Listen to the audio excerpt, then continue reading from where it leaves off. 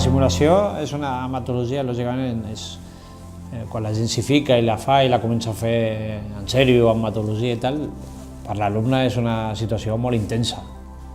Hi ha molta emoció, es regira moltes vegades una miqueta tot, les teves creences fins i tot, moltes vegades, no només el coneixement. Jo crec que molta gent quan busca alguna formació per ser docent, tota aquesta part no l'està buscant i potser no són prou conscients que quan una persona està aprenent tot el cos, no només allò que en diem el coneixement.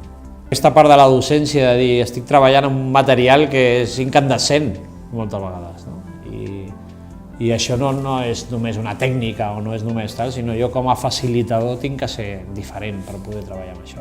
Com es fa?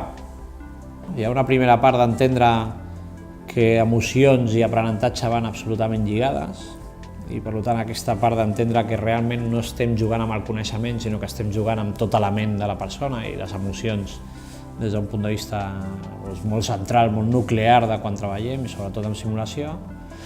I després ensenyem una cosa que és molt interessant, que és a conèixer-nos a nosaltres mateixos, saber que tots som diferents i que qualsevol relació està entre gent que és diferent. I per això és tan necessari entendre com funcionen els altres, com funciono jo, què m'està passant a mi com a facilitador quan estic en un moment o en un altre i què li està passant als altres, tenint en compte i sabent com som.